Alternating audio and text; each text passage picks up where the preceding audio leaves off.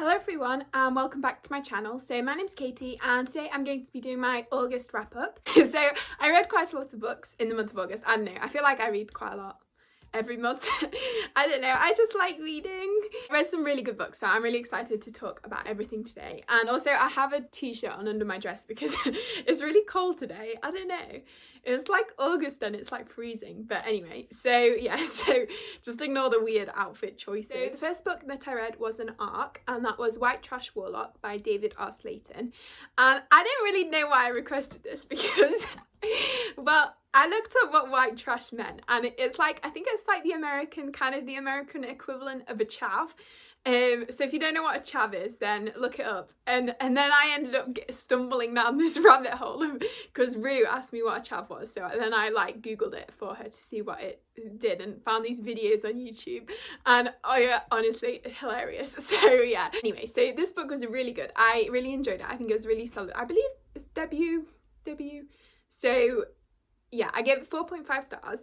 And we're following Adam, who is this, he's from like a trailer park, which basically him and his brother had a big falling out because Adam can like see into the like beyond, I don't know, and his brother like had him institutionalized, so put him in a mental hospital, and Adam has like never forgiven his brother for that, so they have quite an estranged relationship.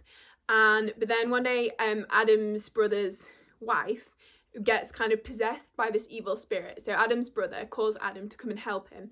And then so it's kind of like you have this kind of mystery going on with this like possessing spirit and all that, but then you also have the two brothers kind of trying to reconcile, and I really love seeing that dynamic and how they sort of interacted and how their relationship kind of grew and rekindled, because there's a lot of like almost not quite miscommunication, but the things that Bobby is Adam's brother, and the things that he did to like protect Adam, but Adam doesn't see that, and it's very interesting. And then also Adam is gay as well, and he has a love interest with, but yeah, so that was a really kind of sweet, but that was more of a side thing, but yeah, but that was really nice to see as well. And so yeah, I just really enjoyed it. I thought it was so much fun. And it was almost like, it was like what I wanted Dresden Files to be. So it was like kind of a city setting with like all this magic, like you can see into the kind of like other world. But there's also this kind of like dramatic, almost mystery going on. And yeah, it was much less misogynist. So yeah, so I talked about that one for a while. And then I read On a Sunbeam by Tilly Walden.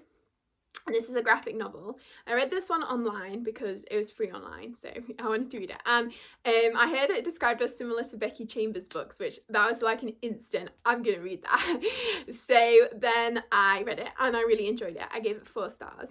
I think the art style wasn't quite like my style, which probably kept me from giving it 5 stars. But it was just this really like nice story of this like crew, and they go around repairing old buildings, but then one of the characters, she has like a past in this school, and she kind of was in a relationship with this other girl called Grace, and but Grace was from like a kind of like a mysterious, like almost like a kind of mafia gangster family from this other planet, and then Grace gets kind of sent back there. So then the other girl, she's trying to track her down, and she like recruits the rest of the crew to help her out. And yeah, it's just a really like wholesome story of like friendship and just like supporting each other, and I just really loved it. So yeah, I would highly recommend that because it's free, so yeah. Okay, so then next I read Gideon the Ninth on audio, and then I immediately read Harrow the Ninth after.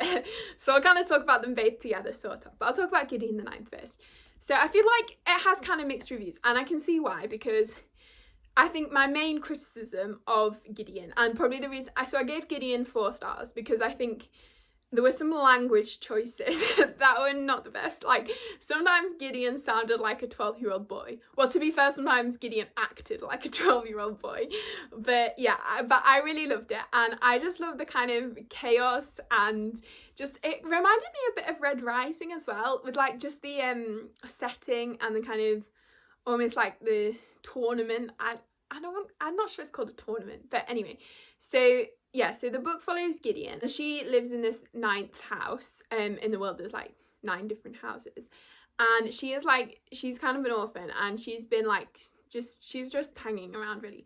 And then the like main girl of the house, she's a princess kind of, like high priestess or something, going to this other like planet to become something called an elector, which is this a lictor. Is it lictor or lector? Lictor, I think. And they are these like, they're like the next level. But Gideon then becomes her cavalier, which is like her bodyguard. And Gideon and Harrow, so Harrow's their like a princess, and they have the most funniest relationship. It's just so iconic. I don't know, they just have the best banter, and like they're just at the beginning they're just constantly trying to like, well, Harrow's like Gideon thinks that Harrow's constantly out to get her, and then Gideon is like so kind of she has the funniest things that she says to Harrow, and yeah, their dynamic is just so great. It's like enemies, but not quite enemies. It's more like banter enemies. Like, you can tell they do actually kind of deep down care about each other.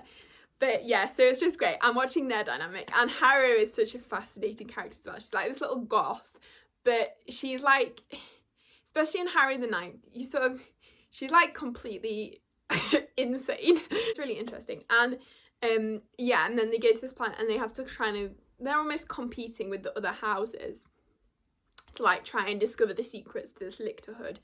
I will say that the first book especially is not very sci-fi, because I know it is, I would say its genre is sci-fi, but I feel like the first book is kind of similar, in a similar vein to Red Rising, like I was saying. It's more kind of focused on this kind of almost gothic manor house thing, rather than like space.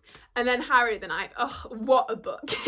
I think someone said it was the most audacious book they've ever read, and that is so accurate. Like, I honestly had no clue what was going on for at least the first 50%, and I was like, do I like this book, or is this going to be like a huge disappointment? And especially because like so you're kind of following two different, I don't know if they're, two different timelines, and one of them is in second person, which I'm not always the biggest fan of second person. But then like towards that second half, and then everything started coming together, and the reason it was second person just made sense, and just the character dynamics, because in Harrow you have so Harrow's kind of with these other like, they're almost like gods, not quite gods, like, well, they're lictors, but they're like these very powerful beings in this world, and just their dynamics between them is almost like the kind of Greek gods pantheon. And I just found it so funny that the main god emperor of this world is called John. Like, that's so funny. And then yeah, so there's kind of a lot about the dynamics with that, and just Harrow kind of, who knows what Harrow's doing. It's kind of hard to talk about Harrow without spoiling Gideon, but everything came together so perfectly, and it was just like, it's a masterpiece basically. And I gave it 4.5 stars because I feel like I had to deduct 0.5 because of the beginning and just how it was just crazy. But yeah, I really love the humor in these books. They make you feel so happy when you're reading them, and just the dynamic between both Harrow and Gideon, and then in the second book the dynamic between Harrow and like literally all the other characters, I loved. And it just, there's so many like meme references in the books, and just, yeah, the humor is so great, and the audiobook performance was amazing as well. I think I probably enjoyed the books even more because I listened to them on audio. That's that one. I always make my wrap up so long. I'm really sorry. I split it into 2 parts last month, but I don't think I'll do that again. I think I'll just do 1 part.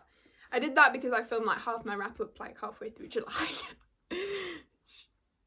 And next I read A Natural History of Dragons, and this is by Marie Brennan. And I also read the sequel, actually, The Tropic of Serpents, because I discovered that the audiobooks are narrated by Kate Redding, who does the Stormlight audiobooks.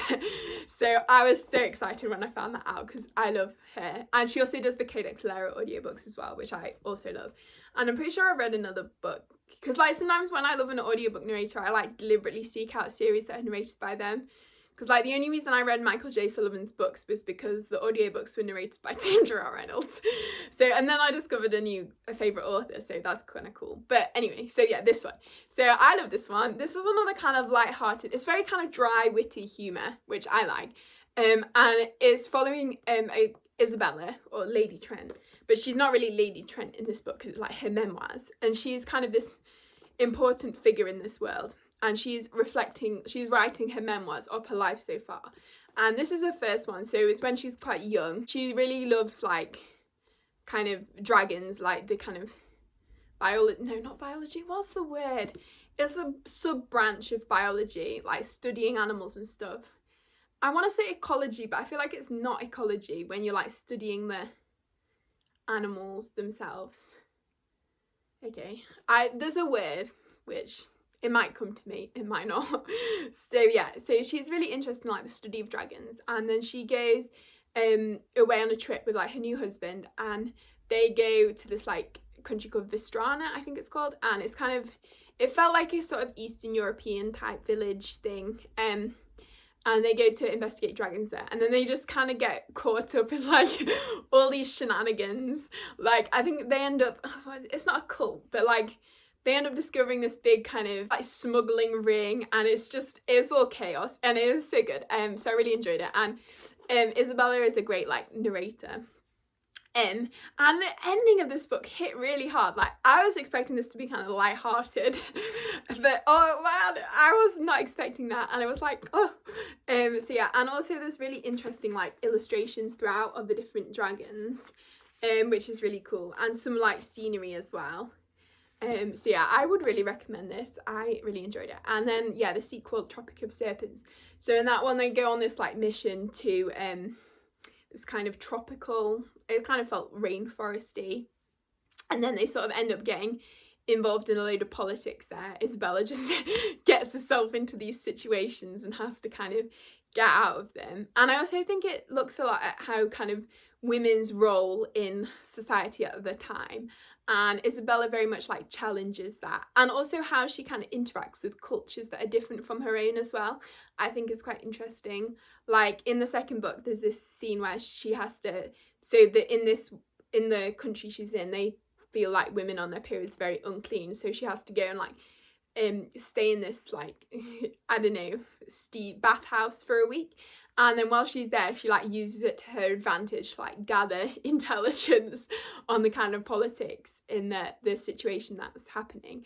And then later on in the book, that the character she talked to in the bathhouse actually really benefits her. So yeah, so I thought that was really interesting. So then next I was sent, which was so exciting because I just commented on someone else's page who'd got this and said it looked really good.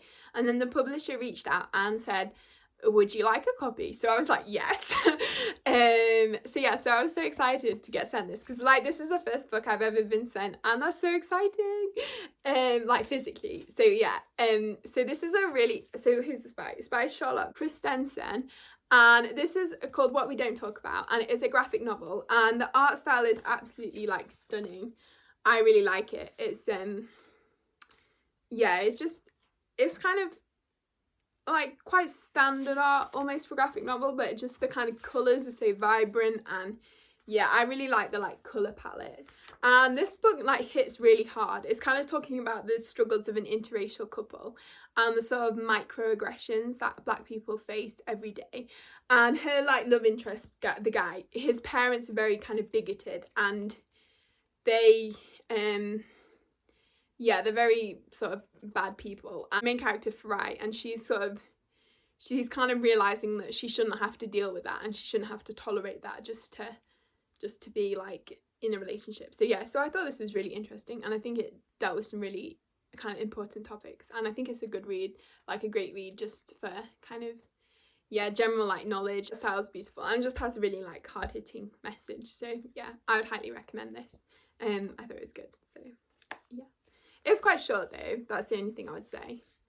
But I feel like it didn't need to be any longer. So then the next book that I read was The Long Way to a Small Angry Planet. And this was a reread for me because this is like one of my favourite books, and it's by Becky Chambers. And I enjoyed it so much.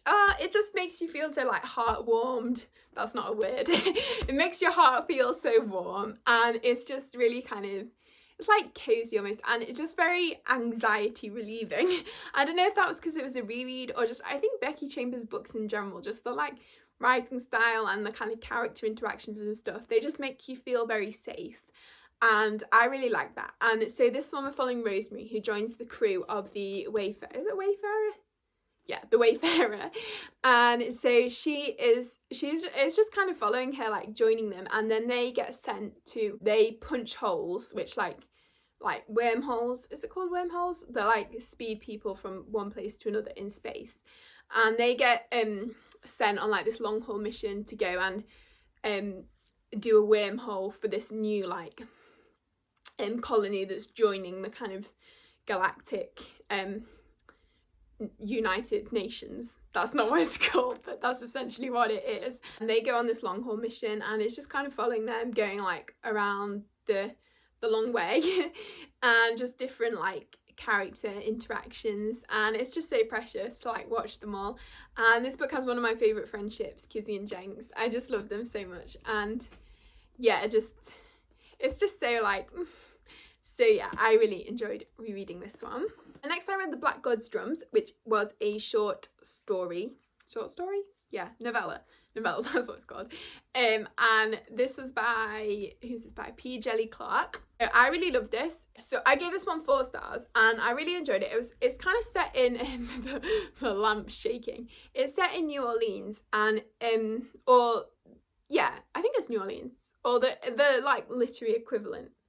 No, I feel like it's the real world. And then yeah, and there's various different like political factions, and they're trying to hunt for this like, I think it's a weapon called the Black God's Drums. And the main character, she sort of wants to be on the ship, and in order to like prove herself, she goes and tries to like find, and she sort of overhears a conversation which she feels like she's got information from that, so she's trying to use that. So yeah, it was just really it was quite short. I feel like that's the reason I didn't like love it. I feel like the reason I gave this 4 stars instead of 5 was because it just was quite short, and sometimes like when I like a novella, I just want it to be like a full-length book, because I feel like that way you could get more out of it. I don't know. I felt like it was very like immersive and really atmospheric. You really sort of got the kind of feeling of the world that you were in.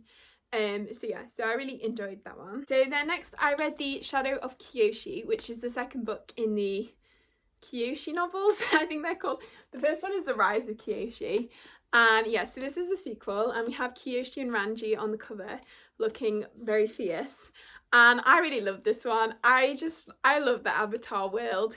It's so kind of, I don't know, like nostalgic, even though I only watched Avatar for the first time when I was like 21.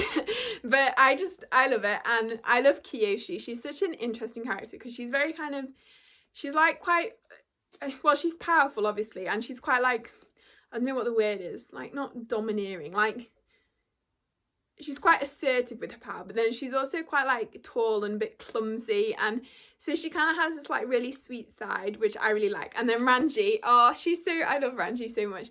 She's like Kyoshi's bodyguard and also love interest, but she's so like fierce and spunky, and she's like, oh, she's so cute. And yeah, so I really love Ranji and Kyoshi's relationship.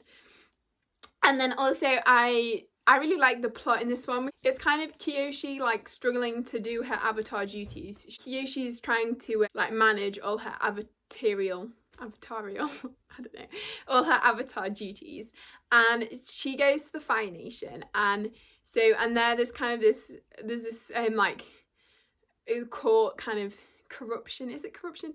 There's like this thing going on in the Fire Nation anyway, and there's these like people plotting a coup, and then Kyoshi's trying to help the like Fire Lord out defending them, but then the Fire Lord maybe doesn't have the best of intentions at heart, and it's just all very, it's like Kyoshi trying to manage. And then also at the same time the previous avatar, so in this world like Kyoshi, she didn't know she was the avatar at first, they thought it was someone else, and then this old avatar who was like best friends with Kyoshi and Ranji has now gone kind of evil. So they're trying to like find him and like see what's up with him as well, so that's like another storyline. And yeah, I just really enjoyed this. I just love Kyoshi and Ranji, so obviously it got 5 stars. And yeah, and I really hope this is, because it says the epic conclusion to the legendary story of Avatar Kyoshi, and I really hope it's not the end, because honestly I would just read like 10 more books of Kyoshi and Ranji fluff. Like, they can't leave us on only 2 books. I originally thought it was going to be a trilogy, so like even 1 more book, please. if the publishing gods are listening, just one more. The next I read Dangerous Remedy by Kat Dunn, which I gave 4 stars, and I thought this was really good. It's set in the French Revolution, and it's these like this band of like I don't know what to call them, mischief makers, I don't know, and they're like rescuing prisoners, and then they rescue this girl who's kind of, she's very powerful, she can like, her like hands like spew electricity, I don't know, and yeah, so, and then there's different like factions, so the kind of old royals want them, but then also the like revolution want them, so they're kind of, and these like group of 4 people, they're very much like in the middle, and so they kind of they're trying to decide like what to do and like pull off this big con, and I just thought it was really fun. Like I guess kind of in a similar loop to like Six of Crows, just this kind of like band of misfit teenagers trying to like con all the authorities, and there's also and the main 2 characters are in a like a female relationship, which was really cool as well. And yeah, that was just very kind of casually like in there, like it was a main like part of their lives, but it was just kind of there, which was really nice. And yeah, so I really enjoyed that. It reminded me of this book I read a long time ago called Rook, and must have read it in like 2014 or something. But yeah, so that's that. I should reread that. I think I have it on my Kindle. I wonder if I would still like that, or if I don't know. So yeah. Okay, and then after that I read Once and Future Witches by Alex E. Harrow, and I have the arc for this, so I believe this comes out in October, and I really love this one so much. I have a full like review for it, well, full. I'm so bad at writing NetGalley reviews. But yeah, so I have a full review for that on Goodreads if you were interested. But I'll probably talk about it better. So and we're following 3 sisters, Juniper, Agnes and Bella, and they are all kind of, they're like estranged from each other. So at the start of the book, Juniper has just run away from home, and she goes to the city, I think it's New Salem is what it's called, and so and there she bumps into both her sisters who ran away from home a while ago. And one of her sisters, Bella, she's a librarian, and then Agnes is kind of working in this like factory. And so then Juniper kind of joins up with the suffragettes, but then she has a falling out with the suffragettes because Juniper wants to like use magic and witchcraft to sort of shape their like ways of campaigning for women's rights, but then the actual suffragettes don't really agree. So then Juniper like branches off and starts her own movement, and like gets her sisters to join her, and then all these other things, and then so yeah, so that's kind of what it's about. And it's very like, it's very beautifully written, and it's very sort of atmospheric. I think it just feels like you're kind of having like a cup of tea, like, or a warm drink on like a really cold and blustery day. I don't know why it feels like that, but yeah, I think autumn is the perfect time for it to come out. Like, it's a very autumnal book, and I just love the dynamics between the 3 sisters, and also the 3 sisters as individual characters. They were all such great characters. Like Juniper was kind of the really like wild, free-spirited one, and then Agnes was kind of the like more serious one, and she kind of like looked after them.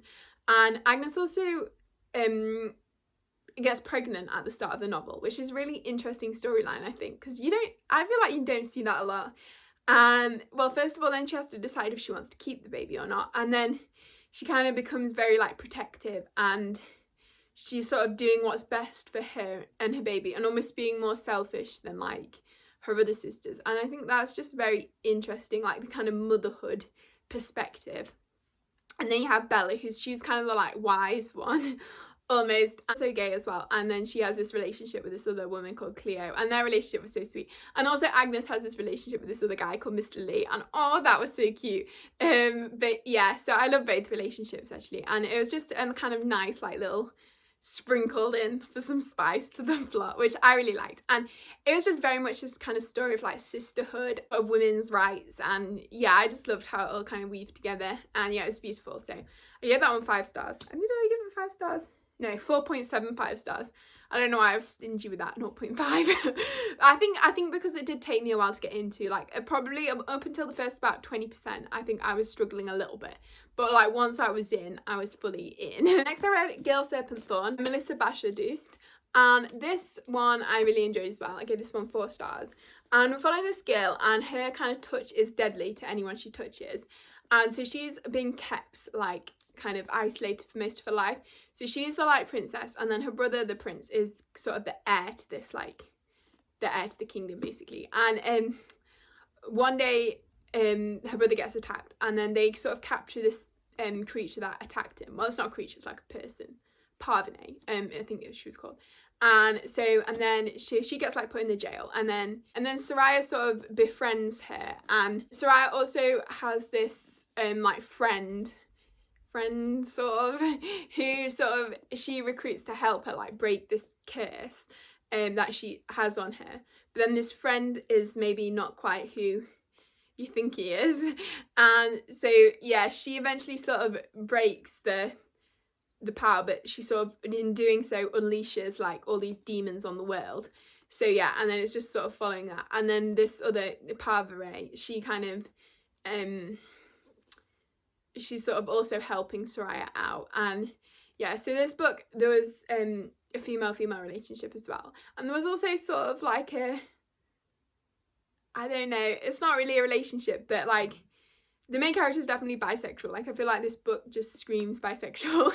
And yeah, so it was really good. I really enjoyed it. It's told in it's like a very kind of fairy tale like book. Like, it feels very whimsical, or almost like a tale you would be told at bedtime. Like, and I feel like this would make a really good movie. And also, the Persian mythology is really interesting, and I think it's based on like actual like mythology. Well, I guess all mythology books are based on that, but anyway, that's my dumb blonde moment of the day. But yeah, so that was really interesting to learn more about as well. So then next I read A Song of Wraiths and Ruin by Rosanna A. Brown, and this was our August pick for the Chaos Rising book club. And we also had the live show on Tammy's channel, so you should go and check that out to see more of our thoughts. And yeah, so I really enjoyed this one as well. I gave this one 4.5 stars. Yeah, it was really great. It was the kind of like I've heard it's a Jasmine and Aladdin retelling, which I'm not sure I really saw that, but like Malik, who's the main male character, he's like from this kind of poor background, and he goes into the city, and then with his two sisters, and then one of his sisters gets like captured by this sort of evil wraith thing, and in order to get her back, the Malik has to kill the princess, Karina. So Malik enters this competition to try and there's this competition that they have every year, and so Malik enters this competition to try and win, so he can have like easy access to the princess. But then at the same time, the princess is trying to kill whoever wins the competition, so because she needs a king's heart. So she's trying to marry the winner and then also kill him after they're married. So yeah, so it's very like the characters trying to kill each other. And yeah, it was just so much fun. And I really like the mythology as well, these kind of wraiths. And I thought the way the world was crafted was very interesting. Like, there was these two different kinds of magic. So like one of the kinds of magic was like illusions and like weaving of illusions, and then the other one is like elemental magic, and there are people who can like weave and control almost like minds and stuff. They're very rare, and I'm not sure anyone even thinks they actually exist anymore. So yeah, it was very interesting. And the character dynamics, oh, Malik was such a himbo, and he was so funny. He just constantly made bad choices. But I really loved him, and also he kind of had anxiety / like panic attacks, and I thought that was really cool to see, especially in a fantasy book. Like, I thought that was really interesting, and how that kind of shaped his character I thought was good. But I feel like if he'd made some better choices, he could have relieved some of the anxiety. But anyway, so yeah, that was him. And then Karina was kind of the like badass princess.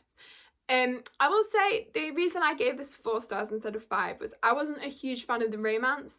I don't know, I feel like it was like a classic YA. They put the romance in to make it more.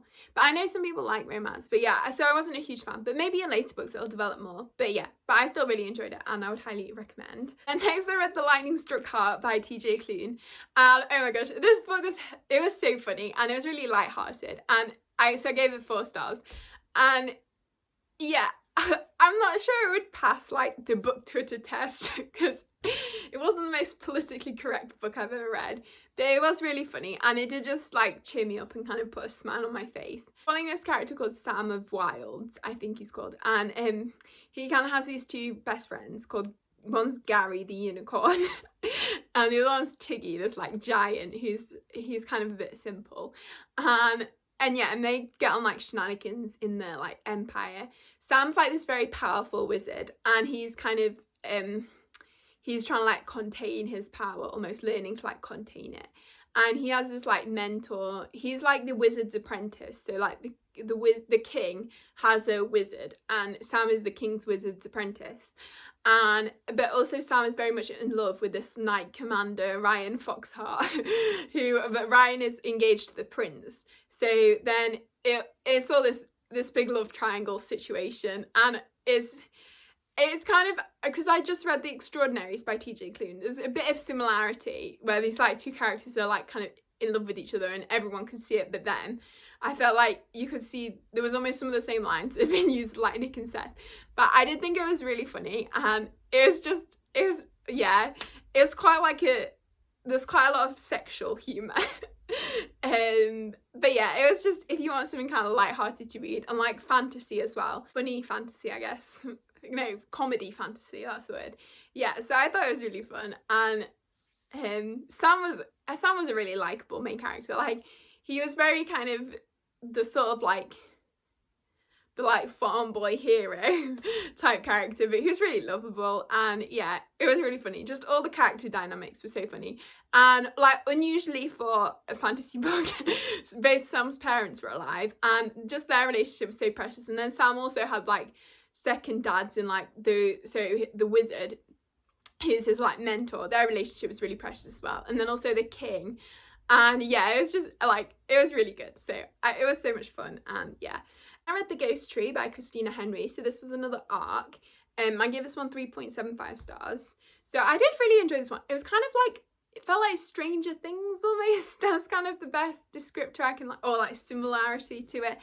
And it's set in this like small town, and like girls go missing every year, but no one can remember them.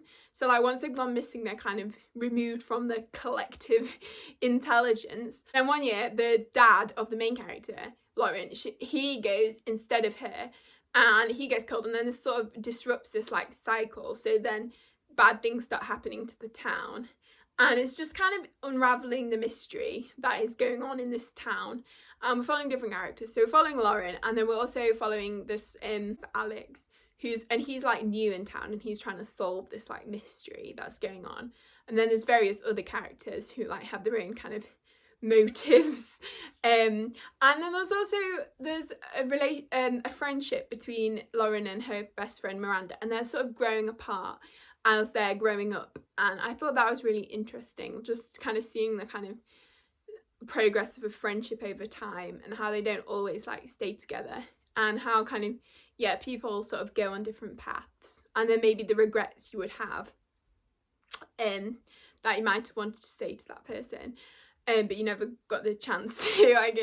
I will say, I think the reason I didn't give this a high rating was because the like twist at the end, or like who the kind of villain was, it was really obvious. I'm not the hugest fan of like thrillers, although it was, yeah, it felt kind of thrillery, but the like atmosphere, this like small town setting was so good. I loved that. And I have any like actual ghosts in as well, which I felt a bit catfished by the title. But it was still like, I feel like if you like that kind of like sort of supernatural thriller, you would really like this book. Okay, so then next is possibly my favourite book of the month, and that was A Memory of Souls by Jen Leons, which is the next book in the Ruin of Kings and The Name of All Things. And I just love this book so much. I just want more people to read this series, because this book is it's the third book in a series, so I feel like I can't say that much about it, but I loved it so much.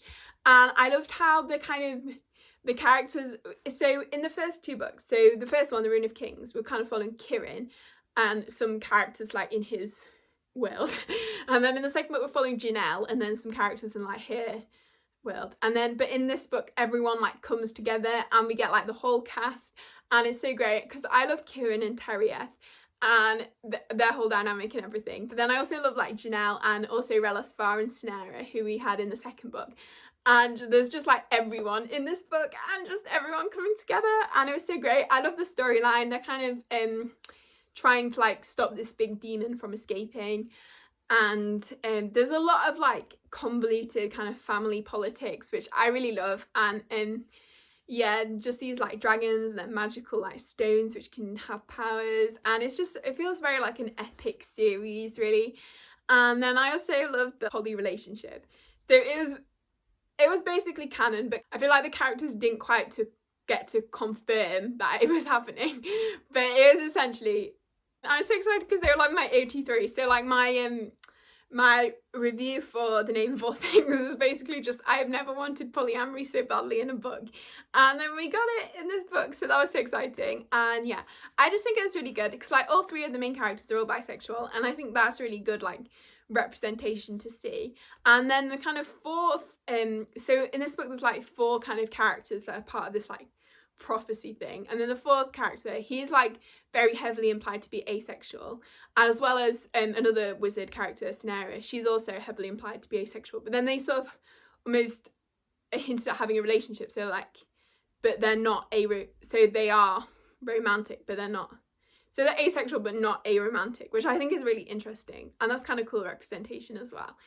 So yeah, I just love the book. So the representation's good, and then also just the plot is so good. It's so intriguing, and you just want to know what's happening. And yeah, I just love this series. So yeah, and then Kieran's like this disaster himbo, and then Terriet's like this. He's hilarious. He's like, I don't know. He's kind of, I don't even know how to describe him, but he's like my favorite almost kind of character, other than himbos. But yeah, and then Janelle's like this kind of cool badass like super powerful woman. So yeah, they're all great. I love them, so I'd highly recommend this series if you haven't started it yet. Next I read The Light Brigade, but I think it's by Cameron Hurley, and I gave this one 3 stars because I feel like, I don't know, I feel like I wasn't intelligent enough for this book, which I mean, that's like, I mean, I'm quite, not to like toot my own horn or anything, but I'm quite intelligent. Like, this book just didn't like click with my my brain, I guess. And yeah, I just felt like I lost some of the kind of point of the book, because I feel like I'm not always the biggest, I don't always do the best with like non-linear timelines. If it's like more than, if it's just like 2 sort of separate, like there's one lot of events happening on one timeline, then one lot of events happening on another timeline, I'm fine with that. But when it's sort of like jumping and like jumping inconsistently, I don't know if that hand movement made any sense, but I feel like that's when I tend to struggle. And I think it just lost some of the like characterization for me. I don't know, I feel like I was just constantly like, what's going on? But I did like the audiobook. I thought the voice of the narrator fit the main character really well, and it was narrated by the person who plays Cara Drummer on The Expanse, so that was kind of exciting. I found that out thanks to Lena. So yeah, so that was exciting. And yeah, I feel like this book did have its strengths, but it's just, yeah, I don't know, I just felt kind of meh about it, so that's why I gave it 3 stars. I don't even know what it's about. I couldn't tell you. It's like soldiers in this war, and they get like projected into light, and there's also, so the main character, we're just kind of following her journey, and but also there's these interviews like dispersed throughout, which kind of obviously happening like later in the book of this character, and she's been like captured, and she's kind of, you don't really know what's going on. But I felt like getting to that point from the like main storyline, it happened very quickly, which I think was another thing I didn't really like, because it felt like it was just like, oh, the book has to be wrapped up now. And I think that was maybe where I lost some of the kind of time jumping and everything. I feel like maybe I should reread it to like get a bit more from it, but yeah. So anyway, and then next I read The Bone Shard's Daughter, which I really enjoyed. So I read an arc of this, and this is by Andrea Stewart. And yeah, this wasn't at all what I was expecting from the synopsis, because I feel like the synopsis only really gives you one of the POVs, and there's like 3 main storylines really. So there's the first one, which is what the synopsis talks about, and that is Lynn, and she's the Emperor's daughter, and she is trying to train to like become the next emperor almost, and she has to like work out how to use this bone shard magic. So you have these bone shards, and then the bone shards, they like can power things, but the people who the bone is taken from, once their bone is like used in the magic, they become very like tired and lethargic and eventually will die from that. So in this world, the people, like everyone has to get tithed, so they have a bone taken out. It says something about doing it here, but I don't know what bone you would take out from there. Anyway, enough of anatomy, but yeah, so everyone has the bones taken out, and so these bones get used. That's that storyline. And then we also following Jovis, who's this like smuggler guy. Oh, I loved him so much. And he sort of befriends this little animal called Mephi. And oh, Mephi is just, oh, I love it. Is it him? I feel like it's him so much. I'll put a little bit of fan art for him, which I saw and just, oh, and so yeah. And the relationship between Jovis and Mephi was just, oh, it was so precious. I loved it so much.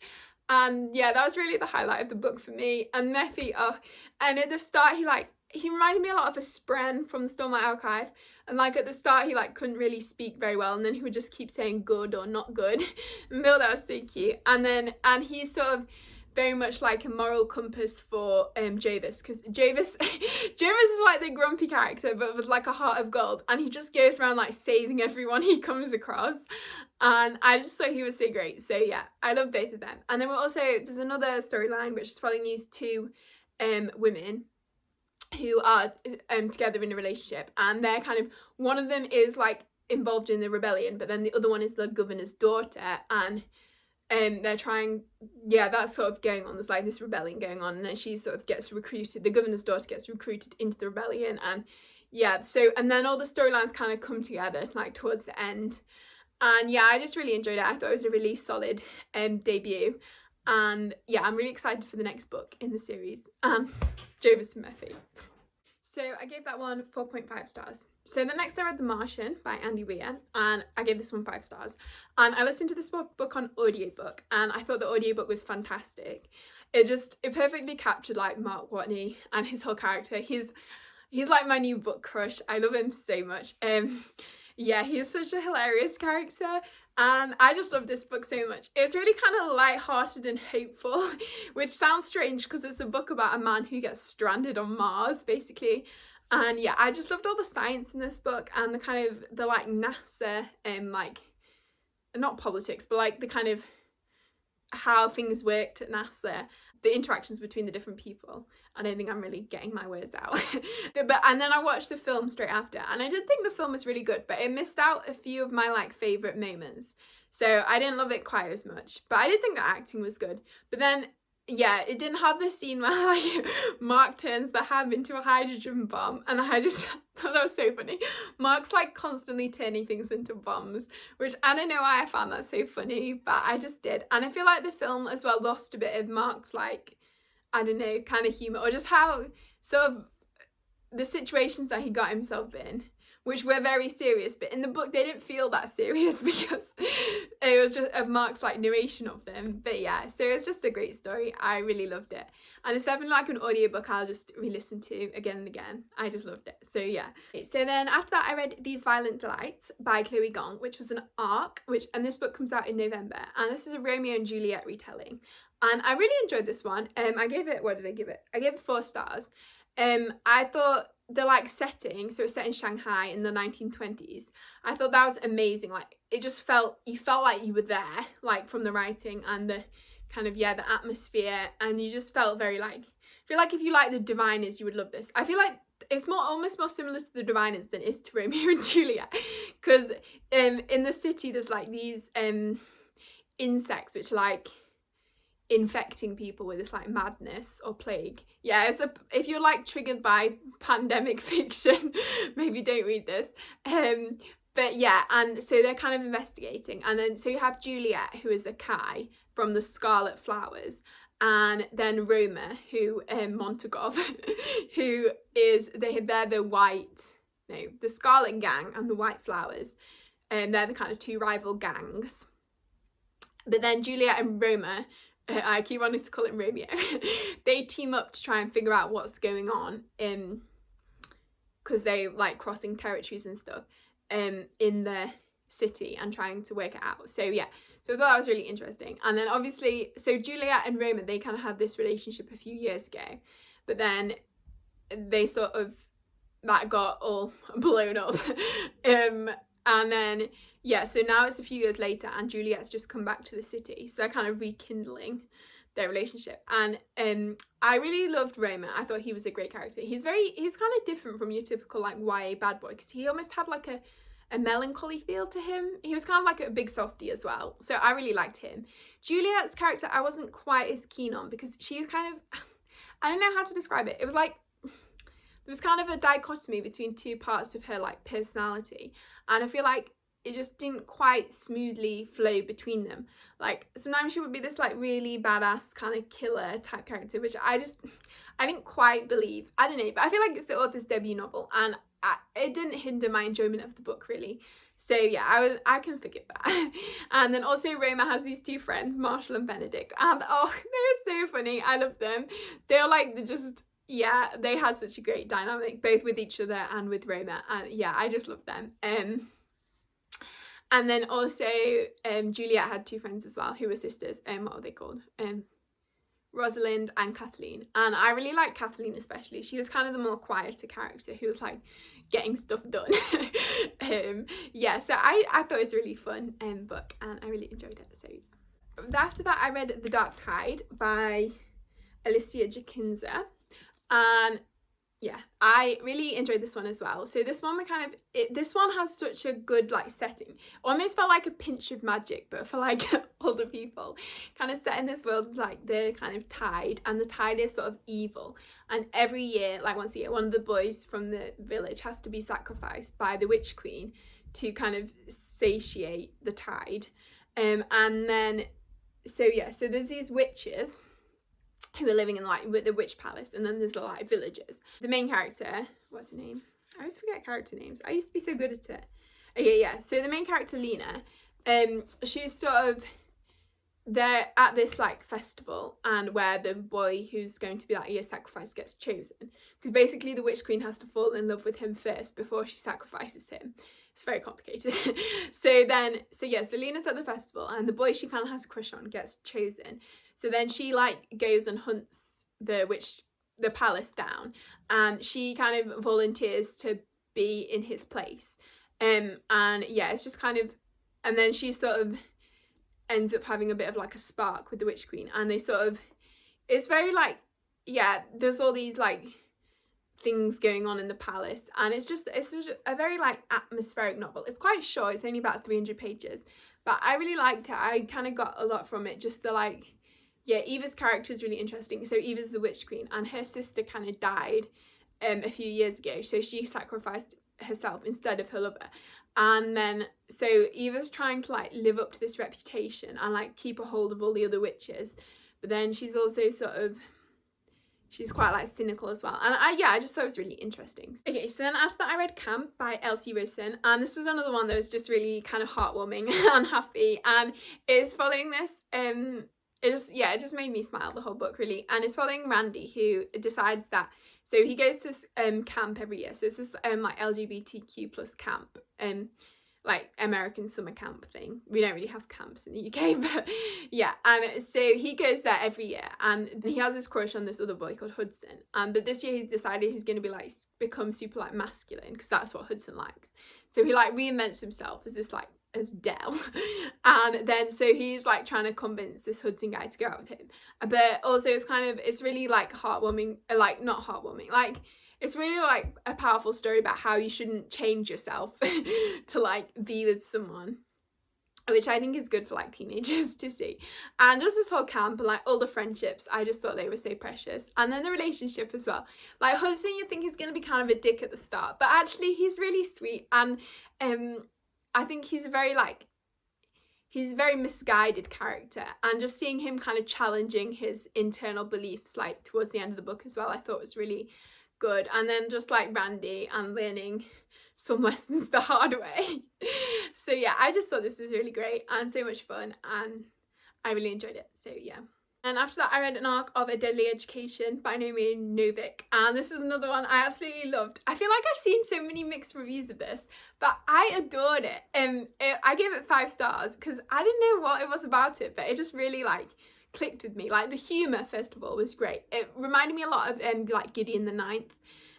Partly because of the humour, but also Elle's character. She was quite a lot like Gideon. And oh, there's this other character called Orion who's he's such a himbo, and he's like, I love him so much. Yeah, so it starts with Elle. So it's set in this school called the Scholarmans, and the school is very much like out to kill them. Like there's these demons that always come out, like monster things, trying to kill them, and then like all the food is sometimes poisoned. And yeah, this is a very treacherous place to be. All these characters are just trying to survive, but then there's also some kind of characters who sort of have an advantage in life because they're part of these like enclaves of magic. And the enclave kids, they have like enclave. I feel like I sound a bit posh saying enclave. Enclave, and then that sounds wrong, I don't know. So anyway, yes, they kind of have an advantage, but Elle's like very much kind of out for herself. Like she doesn't like the enclave kids, and I can't say that word anymore. What does she do?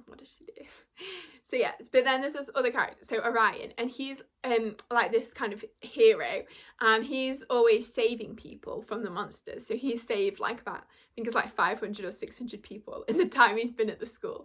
But Elle really doesn't like Orion. She thinks he's like this hero guy. But then one day Orion saves Elle, and then Elle thinks, maybe I could use him. So she schemes up this thing to make the whole school like think they're dating. And then, yeah, to try and get in like into power, to have more power. And yeah, it's just hilarious. And just Orion and Elle's friendship was just so precious. Oh, Orion. And yeah, and also I thought this book it had a really interesting like look at kind of power and how people, well, partly the lengths people will go to get like power to like look after themselves, but also how kind of having an advantage in life gives you an advantage in life, if that makes sense, or how much harder it is for people who like don't have that advantage to like get to the same level. And this book is very like you'll die if you don't make it out of the school. So yeah, it's very much like in your face how these people who like have the kind of backing, have the kind of power. Elle is also, she's almost gonna become this like dark wizard, and she knows that she could quite easily give in to that, but she kind of stops herself from doing that. Like she doesn't let herself use this kind of darker side of the magic. And whenever she gets given spells, she always like gets given these spells of mass destruction, which I just found so funny. And just watching Elle like come out of her shell and kind of learn to make friends like throughout the book, I really loved as well, because Elle's she's quite a cynical character, like especially at the start of the book. But just watching her like slowly befriend some characters and maybe realizing that not everyone is a complete dick, was really nice, and I really enjoyed it. It was so good. So yeah. That and A Memory of Souls are probably my favourite books I read in the month. And finally, if you're still here, thank you. This has been a very long wrap up. I read Doors of Eden by Adrian Trofotsky. I read this one on audio, and actually the audiobook narrator is the same woman who does the Skyward audiobooks, which was great. I love her narration. I feel like it fit well. And then one character she did the Embot voice for, like the kind of Scottish. I don't know why it's Scottish, but yeah, I was just like, Embot. But anyway, so yeah, so I thought this book was really interesting. We're kind of following these, I think the reason I didn't give it a higher rating, so I gave this one like 3.75/4 stars, was because it wasn't quite what I was like expecting. It's almost like a sci-fi thriller rather than like an actual sci-fi, but I did think this one had a really interesting like speculation on evolution. I thought that was really interesting. And then I really liked 3 other characters. So I really like Lee and Mal. So Lee and Mal, they were kind of like together as teenagers, and then one day Mal like goes missing essentially. So yeah, so like when they were younger, they used to like looking at like mysterious like happenings, and then they would go and investigate them. But then one day they go and investigate and Mal goes missing.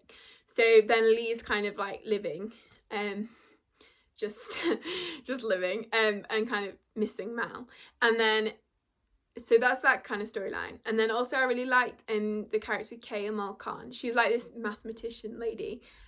She's quite like powerful in the kind of government.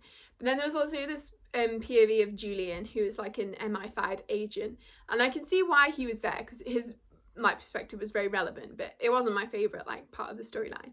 But yes, yeah, so then anyway, there's these things keep happening. There's these like fractures in the world, and kind of creatures from different worlds can like get through, and then they all start investigating, and then there's the world is like gonna come to an end, so all the characters have to kind of team up and come together to sort that out. So yeah, so I did think it was good, and I thought the ending was really like solid. It was very like speculative almost. I did feel like it was kind of slightly fast, but then also it was kind of slow because it kept sort of repeating. But yeah, so it was interesting, and I really especially like Lee and Mal.